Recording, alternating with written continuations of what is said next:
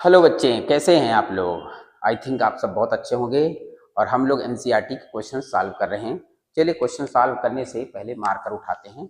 और आप लोगों ने 2 क्वेश्चन बेटा कल कर रखे हैं, ठीक है। एनसीईआरटी एग्जाम्पल है क्लास 10th के लिए। हालांकि ये 12th के बच्चे भी सॉल्व कर सकते हैं, उनके भी काम में आएगा। क्वेश्चन हम लोग पढ़ते हैं next, third, fourth. Question third मैंने नहीं लिखा, बहुत ईजी क्वेश्चन है, आप लोग बुक में देखिएगा।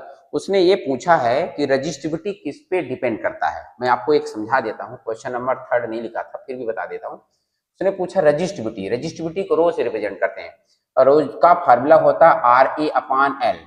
पूछा है कि दिस रजिस्टिविटी डिपेंड्स ऑन, पहला पूछा ऑप्शन दिया है लेंथ, तो क्या रजिस्टिविटी लेंथ पे डिपेंड करता है। दूसरा इसने बोला है क्या थिकनेस, तो क्या थिकनेस पे डिपेंड करता है। तीसरा उसने बेटा आपसे पूछा, तीसरा सी नंबर पे पूछा area, area of cross section, क्या एरिया ऑफ क्रॉस सेक्शन पे डिपेंड करता है रजिस्टिविटी। रजिस्टिविटी के बाद डी नंबर में दिया है बेटा नेचर, नेचर ऑफ मटेरियल, ठीक है। अब बेटा आपको ये क्वेश्चन के लिए बहुत परेशान होने की जरूरत नहीं, क्योंकि कंफ्यूज होते हैं बच्चे कि यार sir rho is equal to RA/L है, तो ए है एरिया, एल है लेंथ, तो मतलब लेंथ और एरिया पर डिपेंड करता होगा। लेकिन ऐसा नहीं है, ये रेजिस्टेंस डिपेंड करता है। रेजिस्टेंस लेंथ और थिकनेस और एरिया पर डिपेंड करता है, क्लियर है ना, कि रजिस्टिविटी। रजिस्टिविटी है क्या, रजिस्टिविटी वास्तव में उस मैटर या सब्सटेंस की, मैटर या सब्सटेंस की इंट्रिंसिक प्रॉपर्टी है, ठीक है। Not whole the wire, wire का होता तो लेंथ पे आती, एरिया पे आती, इसलिए ये ऑप्शन इनकरेक्ट, ये इनकरेक्ट, इनकरेक्ट, तो ऑप्शन नंबर बोलो डी करेक्ट, तो टिक लगा दीजिए डी, क्लियर।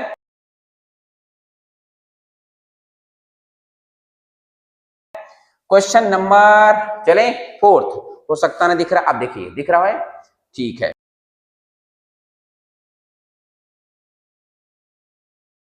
बेटा क्वेश्चन में क्या कह रहा है, बहुत सिंपल क्वेश्चन है। A current of 1 ampere is drawn by a filament of an electric bulb.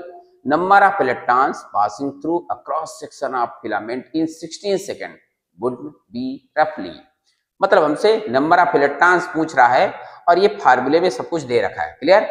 ये तो हो गया ना। अब इसका हम लोग करते हैं, बोलो क्या, इरेज, है ना। तो बेटा यहाँ पर कह रहा है 1 एम्पियर, क्या करंट को किससे रिप्रेजेंट करते हैं, बोलो आई से, जिसकी वैल्यू कितना है, बोलो 1 एम्पियर।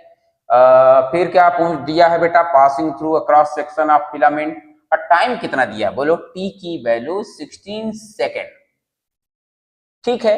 तो सब कुछ मेंशन है, हमसे नंबर ऑफ इलेक्ट्रॉन चाहिए इनको, क्लियर। चलिए बहुत सही, इसके लिए हमें फार्मूला आना चाहिए। किसी को मालूम है करंट का formula, yes, the rate of flow of charge is called electric current. क्या फार्मूला होता है, इसके लिए फार्मूला है I is equal to Q divide by T. अब क्यू क्या है, Q is the charge present on body, Q क्या है, चार्ज, और चार्ज की वैल्यू होती है बेटा number of electron into least electron, least charge of electron. ये ई जो है ना, ई जो है चार्ज है, ई की जो वैल्यू है 1.6 इंटू 10 की पावर -19 कूलम। ये पूरे क्लास 10 12 के लिए काम आता है, लीस्ट चार्ज ऑफ इलेक्ट्रॉन।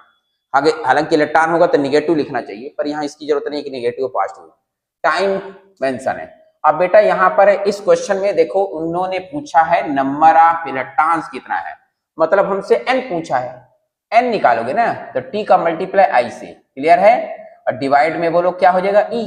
अब सबकी वैल्यू पुट कर दो, पुट करते तो आप लोगों ने बचपन में सीखा होगा। आई की वैल्यू देखो बेटा क्या है 1, ठीक है। टी की वैल्यू देखो बच्चों 16, ठीक है बच्चों। ई की वैल्यू लिखा है बोलो 1.6 इंटू 10 की पावर क्या बोलो -19, क्लियर। सोल्यूशन तब बन जाएगा ना, कुछ आप लोग भी फास्ट करिए। पॉइंट हटाएंगे तो ऊपर क्या हो जाएगा बेटा 10, क्योंकि पॉइंट हटाते हैं तो 1 हुआ, एक डिजिट लगाया तो 0 आ गया, ठीक है। 16 हो जाएगा नीचे, और ये 16 बन जाए बोलो क्या 16, और डिवाइड में, डिवाइड का है इसको ऊपर ले जाइए तो पावर देखो क्या है नेगेटिव में, ऊपर जाने में पावर किस में आ जाएगा बोलो पॉजिटिव में, क्लियर। 16 16 क्या हो जाएगा कैंसिल, तो ये 10 के पावर 1 है या 10 के पावर 19 है। आप लोगों ने पढ़ा होगा मैथमेटिक्स में, सर ने पढ़ा होगा, अगर बेस सेम हो तो पावर आपस में ऐड हो जाती है। इसका मतलब है 10 के पावर 1 और 19, 119 कितना होता है 20। बहुत सही, क्या ऐसा ऑप्शन है, बिल्कुल करेक्ट ऑप्शन ए है, बाकी देखने की कोई जरूरत नहीं। क्वेश्चन नंबर चलते हैं फिफ्थ।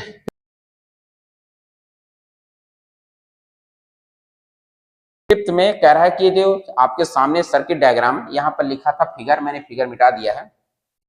इन सर्किट में करेक्ट ऑप्शन कौन सा है?